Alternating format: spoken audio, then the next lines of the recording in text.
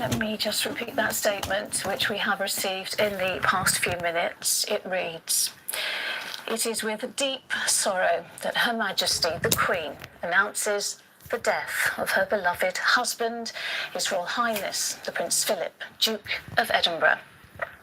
His Royal Highness passed away peacefully this morning at Windsor Castle. Further announcements will be made in due course.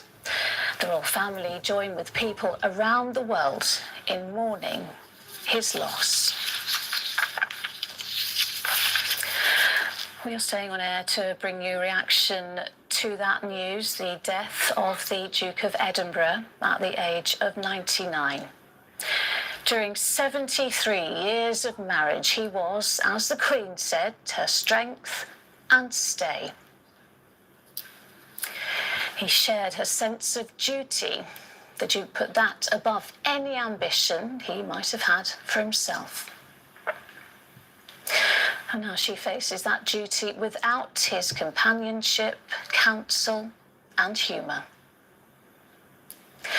The Duke of Edinburgh's role in the history of the United Kingdom is assured. In the next few hours, we'll look back on his life and bring you reaction to his death, as well as tributes to his contribution over many decades to the life of this country. From the moment he married the Queen, Prince Philip committed his life to loving and serving her, but there was no living role model for him to follow as her consort. The young naval officer was in uncharted waters, yet through 73 years of marriage, his course never wavered, a near constant presence at the Queen's side and the very definition of a companion. Our royal editor Chris Shipp looks back on the life of the Duke of Edinburgh.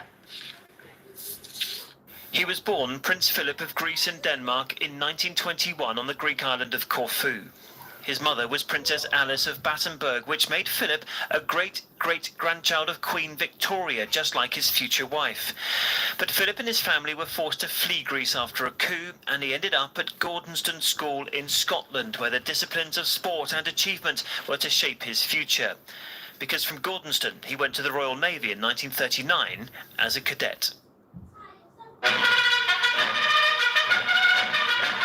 His Majesty walking down the ranks of the cadets, and after... He was at Britannia Royal Naval College in Dartmouth before the war.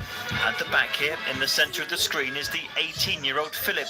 He'd been asked to entertain the King's daughters during a royal visit. The eldest daughter, Elizabeth, is sitting along from her parents, just 13 at the time. Afterwards, they played croquet in the gardens outside. It was clear Elizabeth had taken a shine to Philip in Dartmouth that afternoon. But whatever might have started then would have to wait. World War II was about to take Philip far away. With the Navy, he fought the Italians and then the Japanese. But the young princess exchanged letters with Philip throughout the war years, which allowed them, when peace finally came, to pick up their romance. It's easy to see the radiant happiness of the princess. And in 1947, they got engaged. As she and her very good-looking husband-to-be posed for the cameras in the palace. And the wedding, when it came later that year, was to light up a post-war Britain still mired in bomb damage and rations. He had renounced his Greek title, and the King made him the Duke of Edinburgh. Millions of people. Now the Duke of Edinburgh takes a fatherly hand, his technique being no better and no worse than most fathers. Prince Charles was the first of the couple's 4 children, a future king. And the Duke of Edinburgh was promoted to commander. He took charge of his own ship, HMS Magpie, in Malta. So at the beginning of the 1950s, the young couple would lead a life about as close to normal as it ever got. Here, the royal pair look out over the harbour and points of interest in Valletta. But as the Duke recalled in later years, he had to abandon the career he loved so much with the sudden death of his father-in-law. His wife had become queen. So at her coronation the following year, an event he insisted should be televised for the world to see, the Duke took an oath to serve his wife, the Queen, for the rest of his life.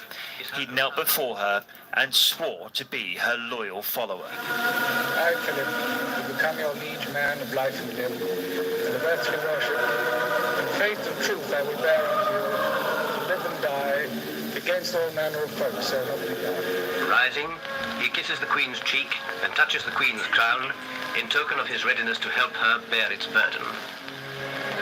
His wife was head of state, but what would this young man, the Queen's consort, do now? Here's Dr. Kurt Hahn, lately headmaster of Gordonstoun School, where the Duke was once a pupil. The answer came, in part, from the Duke's former headmaster, Dr. Kurt Hahn. In 1956, they channeled their shared interest in sport and voluntary service to launch the Duke of Edinburgh award scheme. These are the boys of Dunstable Grammar School out on fire practice, ably assisted by the local fire brigade. The main purpose of the scheme is to help boys to find activities which will give them pleasure and satisfaction, perhaps for the rest of their lives. Now the boys 1,000 completed the award in its first year. More than 3 million 14 to 24-year-olds have achieved their D of E since then.